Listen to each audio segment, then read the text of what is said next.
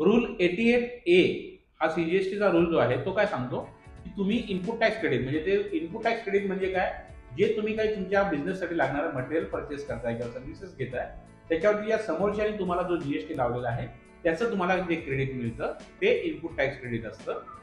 जेव्हा तुम्ही एखादी सर्व्हिस किंवा गुड्स विकताय तेव्हा तुम्हाला गव्हर्नमेंटला जीएसटी भरायचा असतो. That is called your outward GST liability. त्या आउटवर्ड जीएसटी लायबिलिटीसाठी तुम्ही हे इनपुट टॅक्स क्रेडिट युटिलाइज करू शकता. पण ते युटिलाइज करण्यासाठी रूल 88A काय सांगतो ते आज आपण पाहणार. तुम्हाला कोणत्या पद्धतीने जीएसटीचं इनपुट टॅक्स क्रेडिट युटिलाइज करायचं आहे, म्हणजे order of utilising GST input tax credit. म्हणजे काय, जीएसटी 3 प्रकारची असते, तुम्हाला सगळ्यांना माहिती आहे. आयजीएसटी, सीजीएसटी, एचजीएसटी किंवा ईडीजीएसटी. तर सगळ्यात पहिलं तुम्हाला आयजीएसटीचा बॅलन्स यूज करायचा आहे सीजीएसटी किंवा एचजीएसटी पेमेंट करण्यासाठी.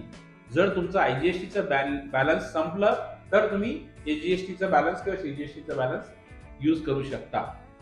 दुसरं महत्वाचं म्हणजे तुम्ही एचजीएसटी जर तुम्हाला पेमेंट करायचे तर पहिलं आयजीएसटी देन एचजीएसटी.